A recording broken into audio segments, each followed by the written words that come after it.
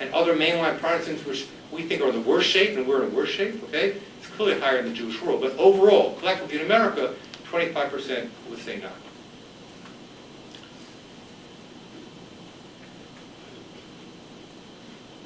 I want to go back to the term post-tribal.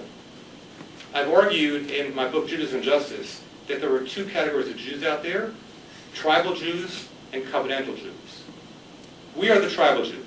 We still have the sense of solidarity, ethnic loyalty to the Jewish people, care about Jewish continuity. We'll come to meetings like this, worry about how we pass on our heritage.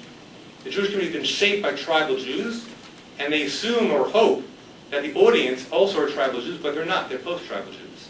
I like to call them covenantal Jews, which means that they're Jews in potentia. Tribal Jews think a lot about survivalism, about enemies of the Jewish people, about what it will take for us to survive. And they will privilege Jewish interests and Jewish causes over others. Covenantal Jews will not. They're more universal. They're less parochial. They're more altruistic. They can and will resonate to Jewish messages if put in the right framework. But the way the Jewish community now is still delivering its message is still so tribal that most covenantal Jews of Generation X, Y, and Millennials don't recognize it, and they are voting with their feet.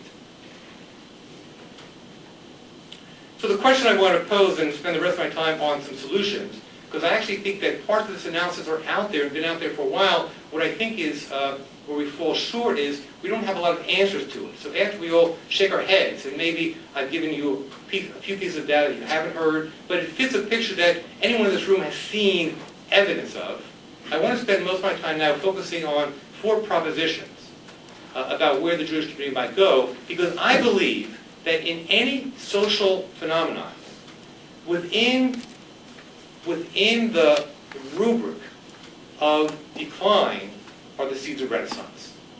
But it's only a very small minority of people who really have leadership skills and vision who can see what is the promise within the decline.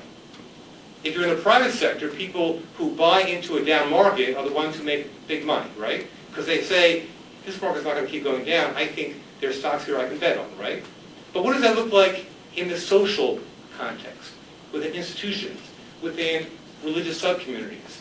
I want to suggest that we have to be training rabbis to have that kind of leadership vision. In the midst of this decline and these very scary statistics, where are the seeds of Renaissance? And I want to put out 4 propositions now to suggest what they may be. And they fall under, and you have a little handout with the propositions. For each one of them, I'm going to give some evidence, some of it hard data, some of it part of my own experience of where I've lived and worked, and some anecdotes. And this is where I really would value some feedback and give and take to see whether you see it the same way or differently. It's a work in progress. So the 4 areas revolve around chokhmah, wisdom, tzedek, social justice, kihila, community, and kedusha, what I will call, for the time being, holiness. Proposition 1. In an age of globalization, the Jewish community needs to offer multiple avenues to explore chokhmah, the wisdom of our sacred texts put into the larger context of the world's religions and in the lingo of contemporary culture. Where's the evidence? Well, we do see some very serious learning communities. The whole notion of the past generation that if you want to reach Jews, you need to kind of offer Jewish light doesn't work, doesn't resonate. Jews who want excellence in every realm of their lives, they want, the best theater subscription, the best symphony, the best homes, the best cars, the best consumer goods, do not want Jewish life. They want serious, authentic Judaism, which is one of the reasons why Chabad flourishes. Even if people don't take on that observance pattern, it feels authentic, it feels real. But you don't have to just look in the Orthodox world to find Jews looking for serious engagement with Chokhmah, with the wisdom of the Jewish tradition. Look at the success of Machon Hadar here in New York. Look at how many young Jews go and study at a place like Pardes in Israel. Something you may not be aware of, go to a website called madrega.com, Madrega, M-A-D-R-E-G-A.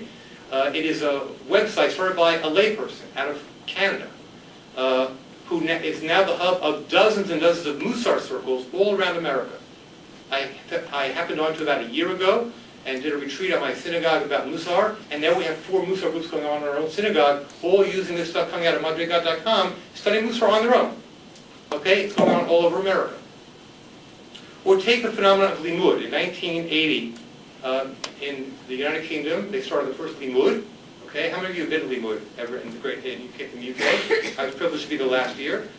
Now there are 60 limud spin-offs all around the globe. Not only in North America, but in Europe, in South America, and South Africa as well. 60 and growing, okay? This is self-run Jewish learning from some of the best Jewish teachers in the world. There's something going on here in terms of Jews seeking out Jewish wisdom, and not necessarily in the conventional institutions that we believe can deliver, that being synagogues. We need to take note of it.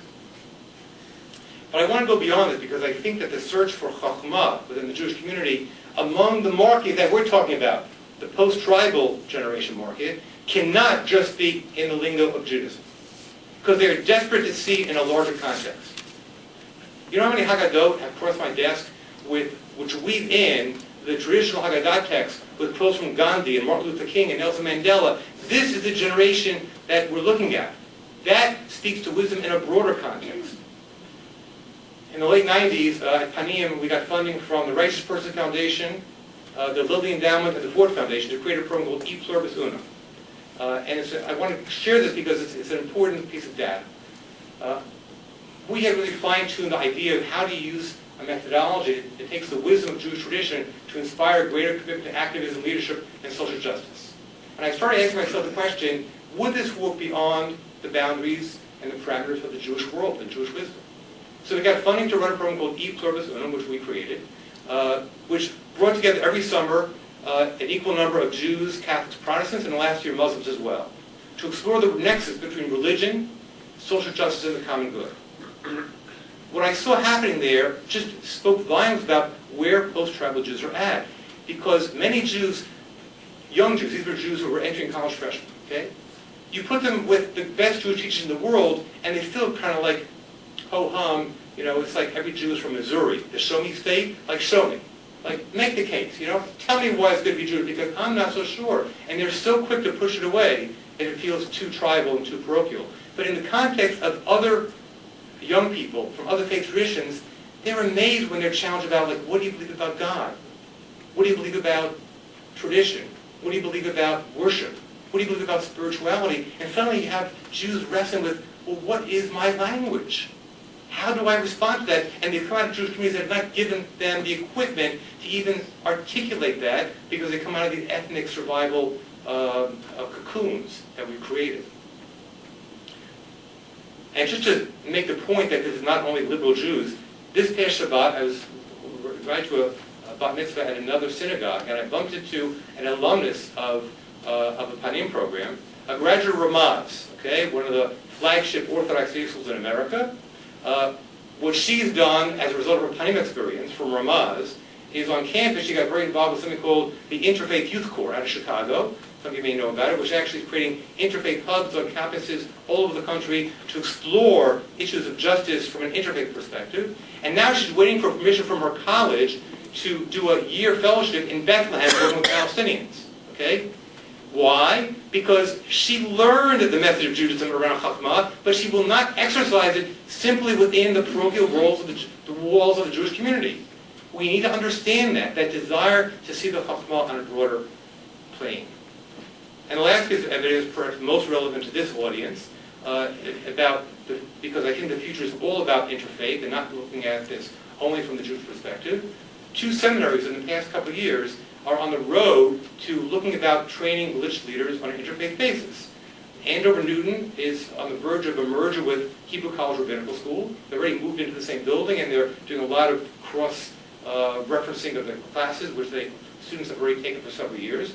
And in California, the Claremont School of Theology is now launching a new seminary which will train Christian and Muslims together, okay? This is the wave of the future, and we're behind the curve.